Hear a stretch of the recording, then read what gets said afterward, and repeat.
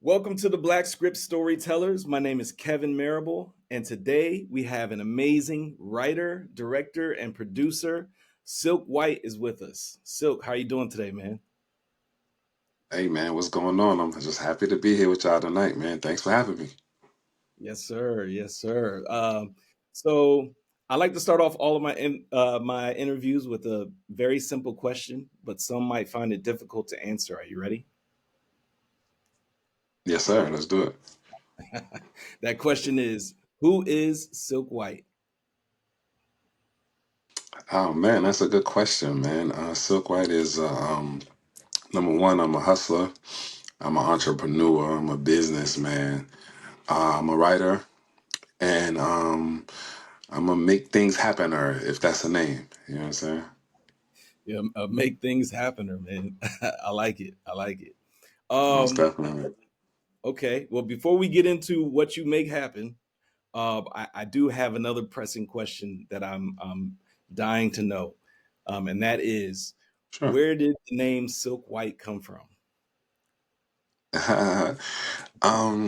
Silk White King is kind of like my street name when I used to be in the streets back in the day.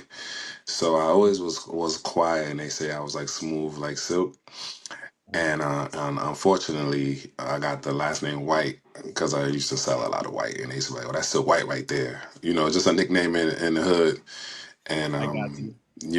people just been calling me that for years. So when I started doing this, that's my name. Okay. Okay. So it just stuck, basically. Did you hear me? Can you hear It me? just stuck, man. It stuck. I'm happy it did, but I hate when people ask me the question because I'm so far past those days. But I just like to be honest. Just for the people who are going through what I had to go through back then, they know that it's the other side to the tunnel. You know what I'm saying? Right, absolutely. And it does showcase your growth and shows that there is a way out. You don't necessarily have to continue to do that. But I understand, man. Correct. And there's no judgment here. I was Correct. just curious about the name. That's all. Huh. Yeah. No, no, Um, of course, man. And listen, we speak. yeah. Okay, so you are a writer, a director, a producer, and I also saw Yeah. that you occasionally act as well. Is that correct? Every now and then, I don't really act too much. I started out acting a little bit in the beginning because I couldn't get people to show up for me. So they would like cancel and everyone else had showed up. And then I would just take on the role of the person who had canceled. So that's how the acting came about. But I haven't really been in anything as much as lately. You know what I'm saying? Okay. Well, let me ask you, as far as the writing, directing, and the producing side of things, where did you start? Did you start in writing, or did you start in directing and producing? What was your beginning? My beginning, it came when I was in jail, actually. I was in jail. I was in jail. I went to jail when I was 19 years old. I spent my 21st birthday in jail. Like most people go get a drink, I had to be in jail. And when I was in jail, it might have been the best thing that happened to me. At the time, I was like, man, this is whack, boom, boom. But honestly, it turned out to be the best thing that happened to me because, before I went to jail, I never like read books or anything like that. I could read, but Yeah. I thought like books was like Harry Potter and all that wizard stuff, and I'm just not interested in that type of stuff. But Right. when I did go to jail, one of my friends passed me a Donald Goins book, and once I read that book, I was like, "Yo, this is dope about a pimp," and it was like street stuff. So from there, I read a couple of more street books and things like that, and I was like, "Yo, you know what? You know." My life is pretty interesting because I know all the stuff that I was involved in and things like that. So I said, yo, let me try to do the writing thing. So I started out as being an author at first. So I wrote a couple of Mhm. books. I made it to Amazon bestseller a couple of times, and this is how I started the writing thing. Wow. Yeah, there's a lot of I know a lot of people who have read some Donald Goines books, in their past. And Correct. Donald is like a legend. He's like a legend in the Right. streets, a legend as Oh, far of as course. a street novelist, if you say. Yes, of course. Yeah. Let me ask you. Most So definitely. from reading Donald Goines and then getting into, of course, writing books first, but how did you get into screenwriting? It came from writing the books. Like, everybody who write books, they eventually want to see their book on the screen. So what Hmm. happened was I reached out to like Lionsgate and HBO and these places, and I never heard back from any of them. But to their credit, I wasn't prepared. I didn't really know what I was doing, so of course they're not gonna respond back because I'm not even I wasn't even qualified back then, right? Right. So that forced me to take the independent route. And I just said, my stuff is good. These people don't know what they're talking about, so I'll just show them. You know what I'm saying? I had success with the books. I had a fan base already. So I said, well, let me see if I could, adapt this into that. And you know what I'm saying? So I started doing that. My first movie was not that good. I don't let no one see it. If you don't, if you didn't see it back then, I sold a lot of copies of it, but I don't sell them Okay. anymore. I don't even have them like online anywhere.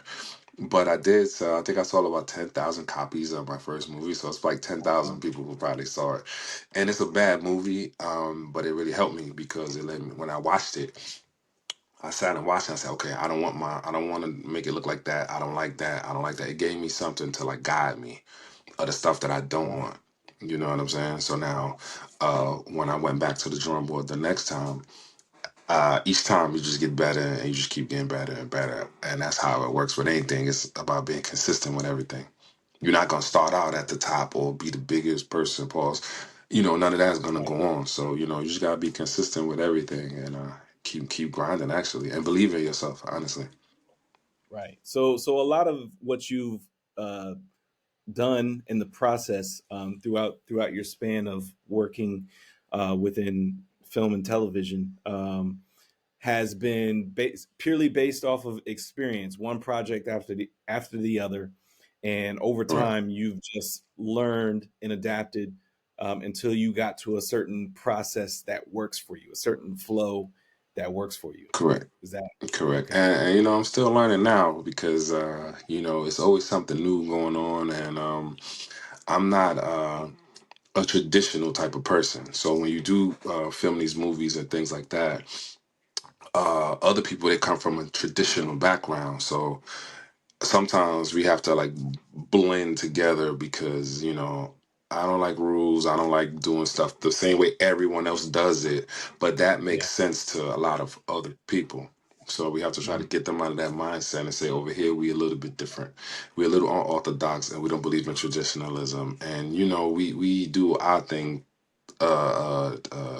to our likeness. You know what I'm saying? I don't worry about if they say, "Oh, you're not supposed to film this angle and then that angle," because that's wrong. You know what I'm saying? If it look good to me, I'm going with it. You know what I'm saying? Right. So Right. So you just kind of flow in the moment, what feels right to you, and you know how to put everything together that way. And so you like the method of little less rules, a little bit more, creativity and flow, and just see where it lands for you, right? correct, correct. Okay.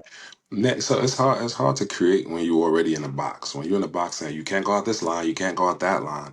It's like, nah, we gonna go out. We gonna test the boundaries and let's see, what we can do and stuff like that. You know what I'm saying? A lot of some people was like, oh, your stuff is too violent, or your stuff is too. Uh, you hit an old lady in the head. People aren't gonna like that. And it's like, Right. well, guess what? This is stuff that actually happens, and the people who are in these environments are going to be able to relate to it. You know what I'm saying? The mass people. This is how it works, right? The bigger people, right? They don't know what's hot until you tell them what's hot. So what Mhm. happens is once something gets hot, everybody try to follow that same formula, and everyone starts looking the same. The only way you're gonna break that is if you go and not be traditional. You know what I'm saying? You got to do that, and that'll be the new hotness. But a lot of people don't like to take those type of risks like that. They'll be like, okay, the rom com is what's popping right now, so let me do a romance comedy instead of something that they really want to do or something that they really want to write because they're saying this is what's selling right now. You know what I'm saying? And that's what I mean when I say like the traditionalism. It's like, these people don't know what's hot until you tell them what's hot. You understand what I'm saying? Because Right. they're not out here. You know what I'm saying? They just know what's going on, and once it pops off, then they want it, and then everybody else copies and stuff like that. You feel what I'm saying? So, Exactly. And the way that you direct and produce your films, um, your way of doing things will also help set you apart from other directors, other producers. So when it comes time, and some of these executives say, you know what, I want a Silk White project. They're coming to you for a specific, correct, specific look, a specific feel, how you do correct. things. They might come to you because they like the way that you operate. Um, No, that's definitely a fact, and you got to be a little bit of a risk taker. Now we do have our rules and stuff like that. We don't just out here just reckless and stuff like that. We have a right, bunch of order, structure, like everything is like a well-oiled machine over here. But when it comes to some things, we don't. We do our own thing. right. I got you. Okay, so let's talk a little bit about some of your projects that you've done. Learning the Hard Way, which is a series. You have part one, part two, and part three. You also have It's Lonely at the Yes. Top, one and two.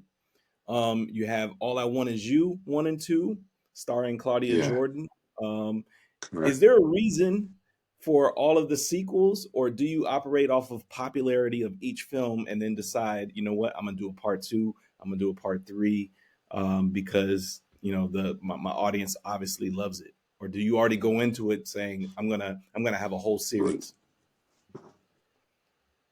Yeah, most of the time it's just I come in with the whole series because what happens is the easiest way to get a fan base is to get them hooked onto something, right? So if they enjoy this one and you give them the same thing, another one, Hmm. they'll follow you from one to the next one.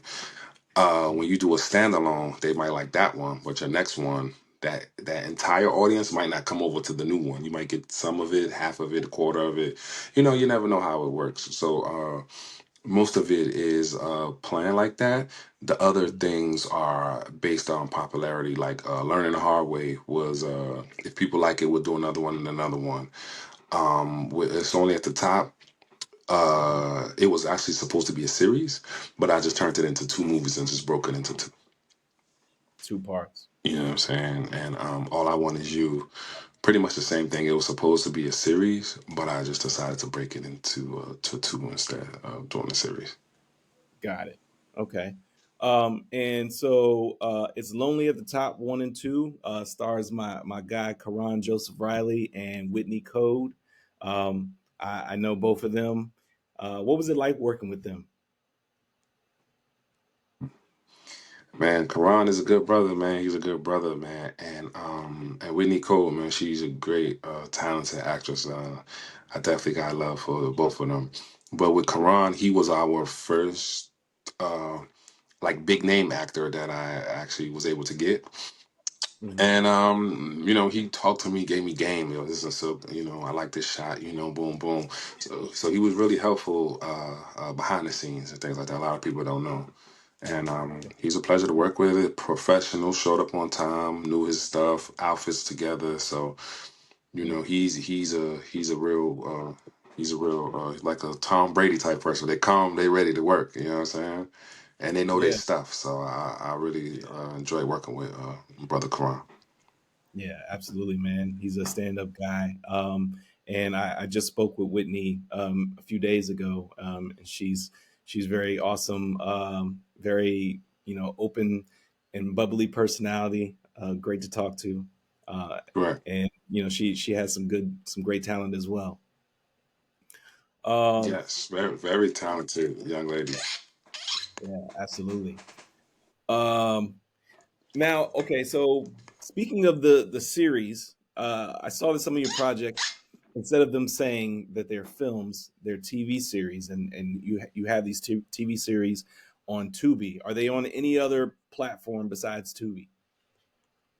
Yes, they're on several platforms actually. They're on Amazon. They're on a platform called Plex. We got some on the Roku channel. We got some on Reveal.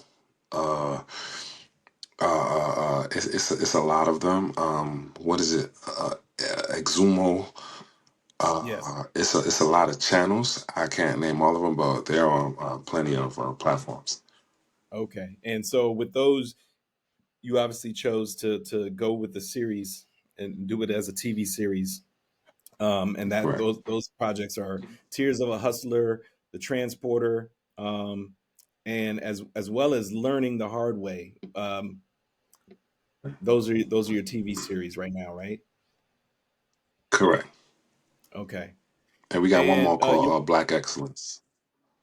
Black Excellence. Okay, I did see that, but Yeah. I know that was like 2020 when you made that project. Yeah, I think so. It might be. Yep. Okay. Your most current project, is that The Transporter? Yeah. So we got the Transporter season 3, and we just finished filming Tears of a Hustler. But the Tears of a Hustler. Transporter season 3 is out now on Amazon, and we're just waiting for Tubi. Tubi picked it up. We're just waiting for them to give us a date. They're taking a little bit longer than expected, so that's what the holdup is. But Yeah. yeah, the Transporter season 3, man. That's one of my best series, man. I love that series. Actually, it's dope. We got one of the great actresses, Kidra Dion, who's the star who plays the transporter. And man, I just enjoy that series. I enjoyed filming it and just everything about it. It was great. Yeah.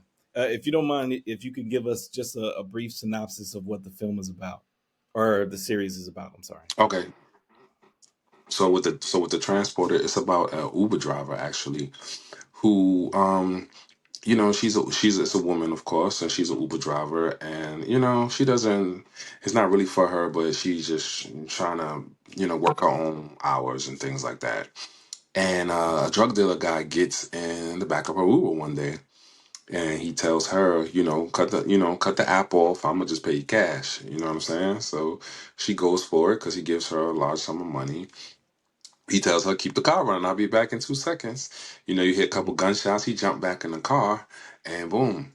So when she keeps her mouth shut, and drives off, I guess she's a good getaway driver. So he's like, yo, I like how you drive, man. Like, give me a number, and I might have something for you. A couple Right. days later, he gives her a call. When he goes back to his boss, who's also a woman, she's like the biggest drug lord in the town. Mhm. And he tells her like, we got us a new transporter because she's a good driver. And her first drive, she's supposed to just drive and drop a package off and get some money. Things go left. She wound up got to kill somebody. And then when she comes back, the boss lady is like, I like your style. Like, I want to offer you like a job. Like, and then it goes from there. You know, Right. Yeah, and then the story just continues to pick so up it's from dope. there. Yeah, it's dope. Yeah.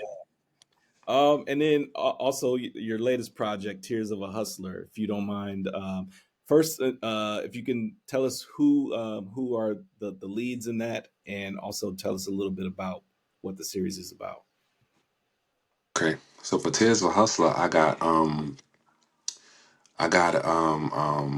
O'Shea Russell. He Yes. plays Tommy in All the Queen's Men. Mhm.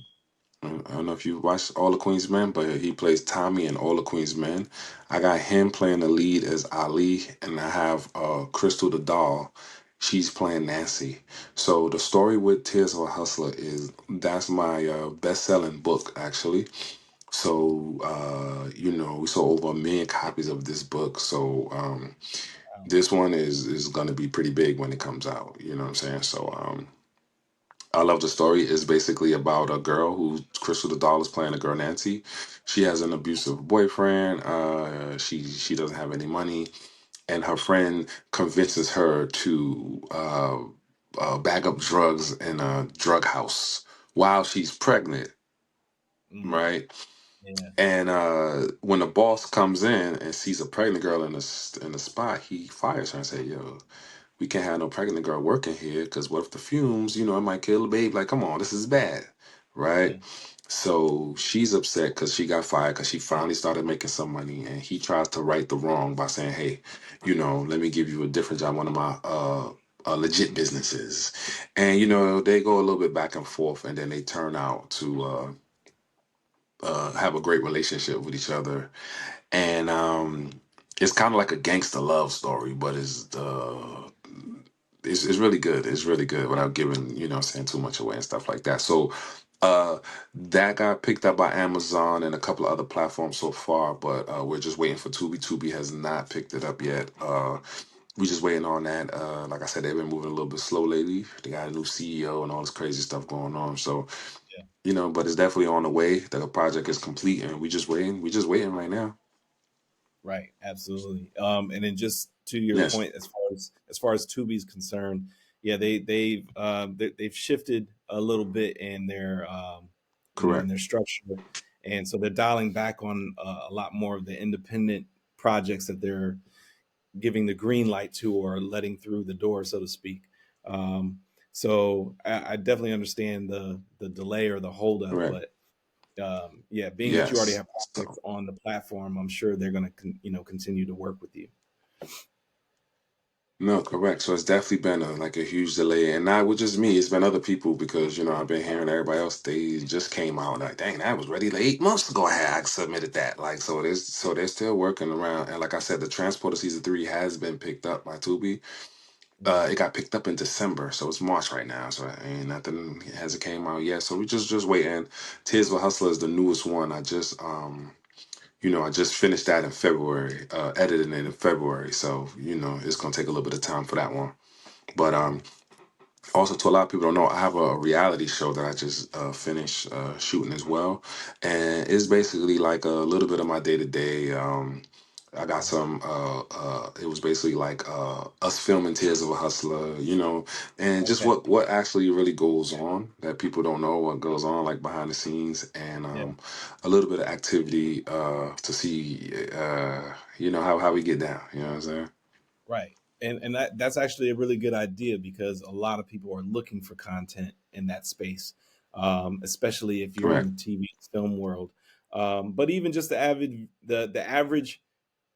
viewer of Yep. films and TV shows, like myself, I Correct. love to watch the behind the scenes, see how things work, see all the ins and Correct. outs, how you put everything together, who's working on what, Yeah. and what equipment is being used, and things of that nature. So it is pretty cool to see you peel the curtain back and be able to showcase what it is Correct. that you do day to day and how you go from beginning to end of a project, and all the inner workings Correct. of what it takes to make it.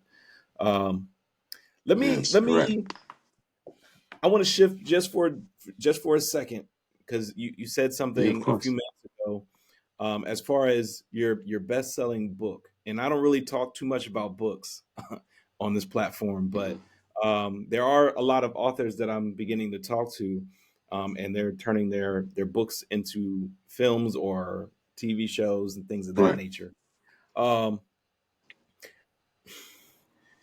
did How did you learn how to get your book published, for one, and then for two, what was that process like of getting it published to beginning to sell copies of your book? I'm assuming they were they all physical, or were they digital? Are these digital sales, or are these physical copies, or is it a These are mixture? these are these are these are physical. These are physical sales and digital sales, and it's pretty much the same thing as the film. I sent the manuscript to a couple of traditional publishing houses, and I got the letter. Hey, I'm sorry for at this time we're not accepting the manuscripts. So I did it on my own. I created my own publishing company, and I self-published my own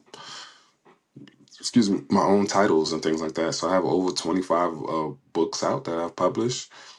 Um, we have about 45 other authors that we also have published under the company, and You know, that's what we do. We do everything is independent. So we do everything on our own, and we put up our own money to do everything. So that way, no one can tell us no, or we don't have to ask permission to do anything. We pretty much do what we want to do. And you know, when you front the bill, they can't nobody tell you nothing. So Right, right. Okay.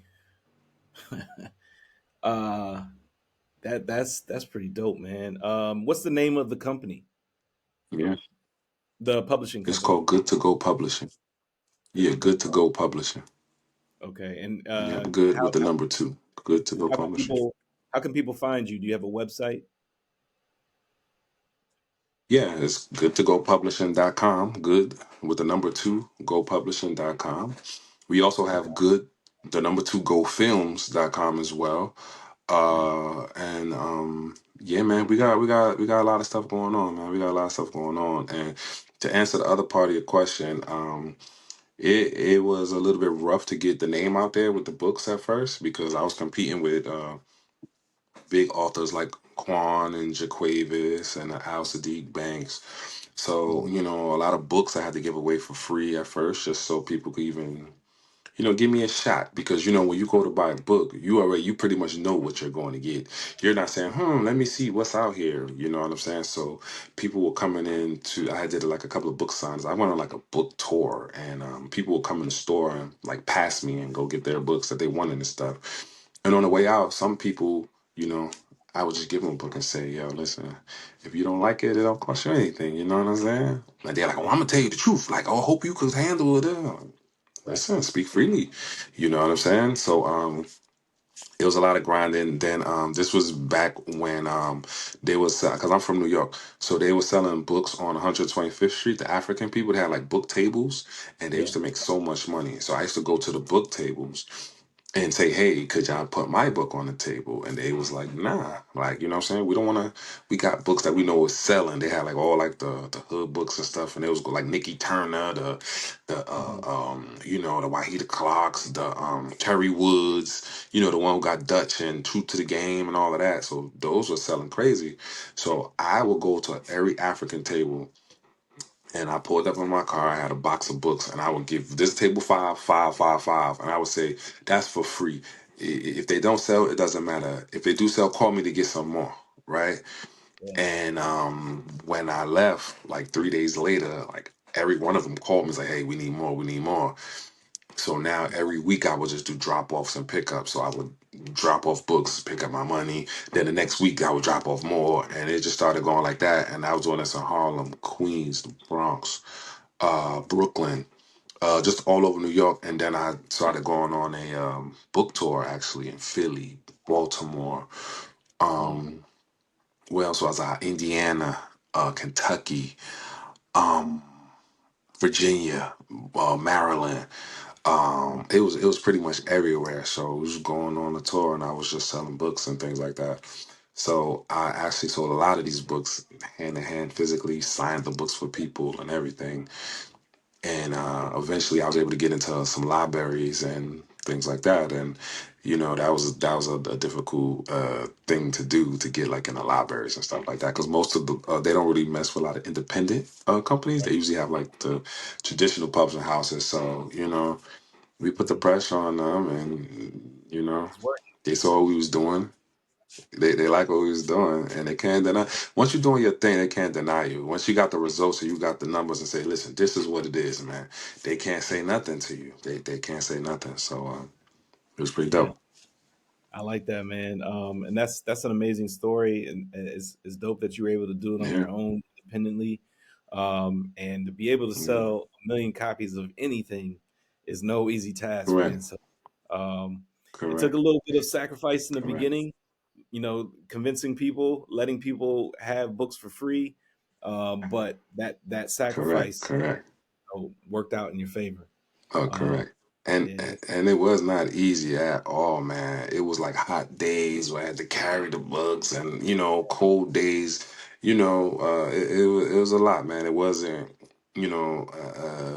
This is why I decided to do the reality show because people just see what you're doing now. They don't know what it takes to get from here to here to here. So I wanted people to be able to see like what's going on, and it might give people insight to people who are on the come up who want to do this stuff. It let them know like, yo, this is not easy. Be ready to work, Right. and you got to put your own money up, man, because ain't nobody gonna believe in you if you don't believe in yourself. You can't say, hey, Silk, can you invest in my dreams? And you haven't invested in your dreams. You can't go to the bank and say, hey, can X, Y, and Z? If you haven't, they can't see nothing that you have done already. So it's pretty Right. much the same thing. And I never forget a person told me, listen, if you could run this drug operation the way you're doing it, you could run any business you want. You in the wrong business. And Yeah. I didn't understand that at the time. I Hmm. thought that's just something that people say until until I started getting into legit business, and I Right. actually ran it the same way I ran the drug business, just minus the violence and all of that stuff. But it's all the same. Business is Right. business. The only thing that changes is the product, honestly. Yeah. Absolutely. And I wasn't going to say Yeah, anything, but the way you were explaining it, I was like, yeah, you use your street knowledge to your advantage, to your benefit, honestly. it's still And it, business. It's yeah, it's and it still worked. business. Right. And in some Yeah, it's cases still business. it works better than traditional business, not the illegal aspect of it, but just No, the of hustle, course. What, the what, hustle. well, you know why? Because you have hands-on experience with it. You Yeah. understand? I didn't sit in no one's classroom and learn and stuff. I actually seen what's going on. I made a Right. bunch of mistakes, selling the drugs. Went to jail, made a bunch of mistakes. But now when you're doing business, if I do make a mistake, I don't have to sit in jail. I don't have to worry about somebody trying to shoot me. I don't have to worry about these things. If I do, make a mistake, the risk is not as high Right. over here, and you could get, even more money over here as well too. You feel what I'm saying? Yeah. Yeah. What's your auditioning process like when you're casting for your films? Well, what I do is I look out for a lot of people. People hit me up all day and say, "So, can I please be in more?" And I said, "Sure." This is when we do the audition. This is the thing. You got to come prepared. Don't come with a do rag on. Don't come laying. I had somebody reading the script laying in the bed, and it's like, yo, you can't be serious, yo. You know what I'm saying? Right. Like, I'm not. This ain't no homeboy stuff. You know what I'm saying? This is like for real. You know what I'm saying? We not playing around, and I'll look out for you if you're trying to look out for yourself. If you serious and you coming with it, and I see you keep hitting me consistently, I'm gonna give you a shot, man. Yeah. I look Yeah. out. I look out for people because I do a lot of things that I wish people did for me. No, like it was hard for me, but no one ever like try to give me advice, anything. People hit me up all the time. I hit them up, give them advice and everything, and people stop me. I give them the game, man. You know what I'm saying, and not even just film game. I give them other game, real estate, and all kind of whatever they going through. I could help you get out of the stuff because I come from nothing. I come from projects and this and the third. Now I have so much information, how to get paid and how to do certain things, and you know, um, I just give it away to people. And the sad part is a lot of people don't even use it. I just tell it to them, and they say that's what's up, and they don't even use the information that I give them. But that's not going to stop me from still giving people the information. Right, right. And you're giving us information. That's the means of giving back to the community, to the community, people of Yeah, color, black, brown, and we yeah, truly appreciate you doing that as yeah, well because of course. But there's you a know lot what the of great. problem is? What's that? Right, you know what the problem is? Once you give them this information, this work has to be done with it as well, Yeah. Oh yeah. and sacrificing as well, because there's no way you would get to a top level with minimum effort. You know what I'm saying? Right. If you Mhm. want a good lifestyle, you got to sacrifice something. If you want Right. this, you have to sacrifice something. You might not be able to be the best dad. You might not be able to be the best boyfriend or the best husband or whatever the case may be. You might not be able to do those things. It depends on what's more important to you. You understand what I'm saying? And a lot of Right. people put, my girlfriend, my family, and that's more important to them. That's not my main importance. You know what I'm saying? My main importance is to handle this business, and everyone's going to be fine afterwards. You feel what I'm saying? You have to Yeah. sacrifice. You have to break the generational curses. You have to be the first one. You always got to be the first one to make sure everybody else is good, and you're never going to be the first one if you saying I love my kids and I love my wife so much and stuff like that. If you do, then why y'all living like that? Why y'all why you ain't pushing everybody to the level to the top level where what I'm saying, y'all claim y'all Yeah. belong and stuff like that. And it comes with sacrifice, man. You gotta sacrifice something in order to be great. Nobody great is got there without sacrificing something. And when you do give people the game and they see what had to be done, a lot of them, they don't put the work in because it's very difficult. And nowadays, everybody wants to start out at the top. You know what I'm saying? Like I had to go from the bottom, and I don't even think I'm at the top yet. I'm still got ways to go. You understand? But I don't Absolutely. mind getting my hands dirty and sacrificing for what I want. Right. And the sacrifice is not permanent. It's temporary. It's to get to the next level, the next stage, until you get to All that where it is. yeah, until you get to where you feel you are successful. But even then, you still have Correct. a ways to go, but you can maybe Correct. dial back on how much sacrifice you give at that point. But you have to get yourself to a Correct. certain level before you can You have even, to. begin to look out for other people and, make things work for Yeah, yourself. you have to. And I Yeah. tell people, I say, you're going to always have what you always have until you do something different, man. You can't keep doing the same thing, thinking it's in the third. If you are the best dad or are the everything like that, that's all you're going to be. You know what I'm saying? Like, I want to be more than that. You feel what I'm saying? I want to be more than that. I'm sorry. You know what I'm saying? I can't put my greatness on hold or anything like that because what you do now is when you do get yourself to another level, a better level, you can now bring your child up. Your child got dreams too. You're in a better position to kickstart theirs off because you love them so much, right? You know what I'm saying? But you got to be able to miss a cheerleading practice or a football game and stuff like that. And most people ain't willing to, and they're not willing to do that. That's more important to them. And to each his own, man. I'm not saying nothing is wrong with that, but Mhm. it's difficult to compete with people like the great people when you're thinking like that because the great people they don't behave that way.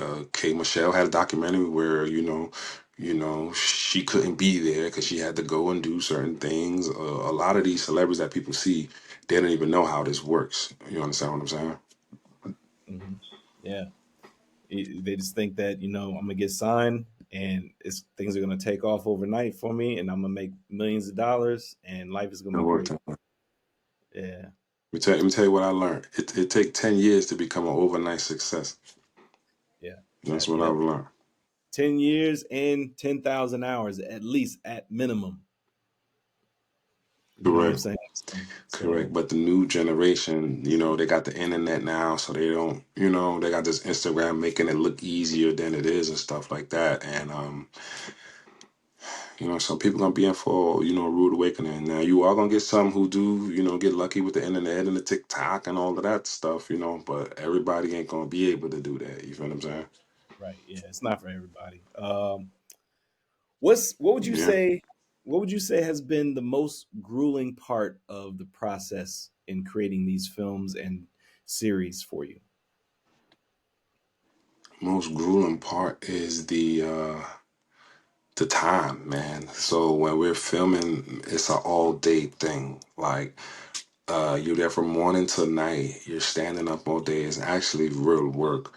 So if you get these people off Instagram who just, hey, I want to be in your movie and stuff, don't do that. They're not serious about it. When they get on set, they're gonna say, dang, we've been here for 6 hours and third. And it's like, I can't deal with people like this, you know what I'm saying? So you got to get somebody who's definitely serious and who takes this seriously, and this is what they're interested in doing, and they know how this works. They know how the business works.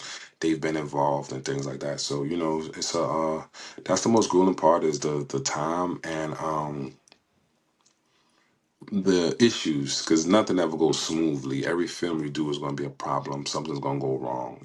Every film I've ever done, nothing went 100% right, and things always go bad at the worst times. And every single time, it never fails. So you got to be good at making adjustments, and that's like one of the hardest things to do.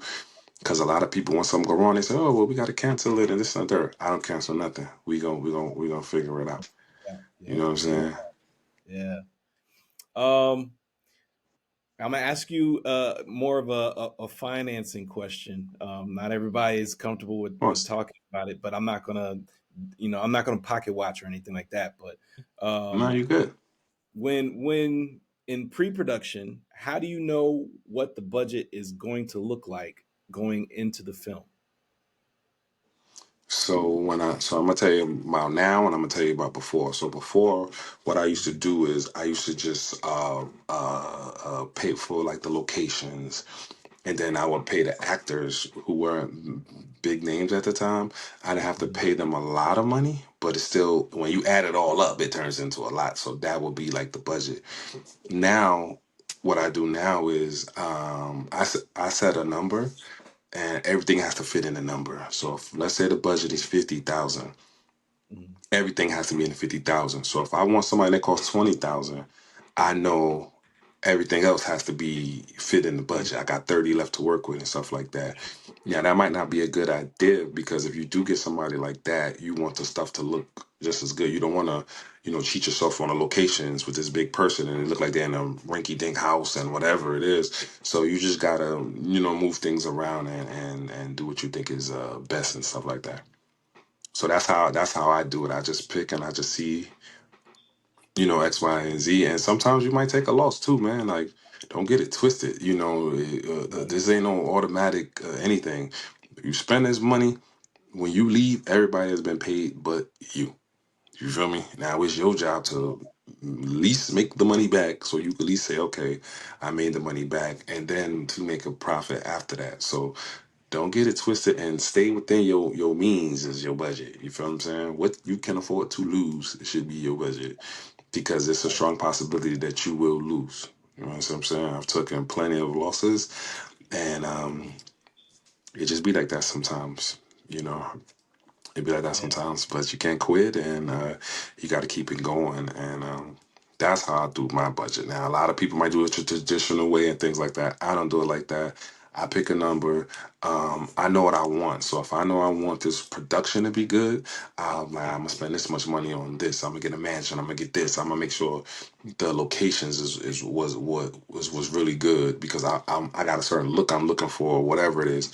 That's how I decide what the budget gonna be. It depends on what I'm gonna spend the money on. You feel what I'm Mhm. saying? Yeah. So it's like that. That's just how I do it, and I go in there with confidence that we're gonna make the money back. Right. You know what Okay. I'm saying? Yeah, for sure.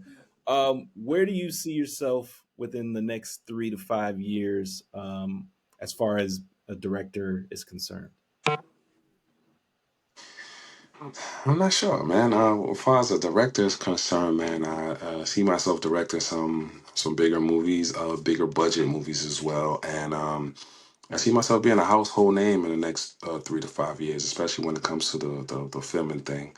But also outside of filming, man, I see a lot of big real estate moves in the next 3 to 5 years as well too. I like real estate as well, and I got a goal. I want to get a certain number of properties, and then I want to jump into some apartment buildings. So that's the next play we got going on.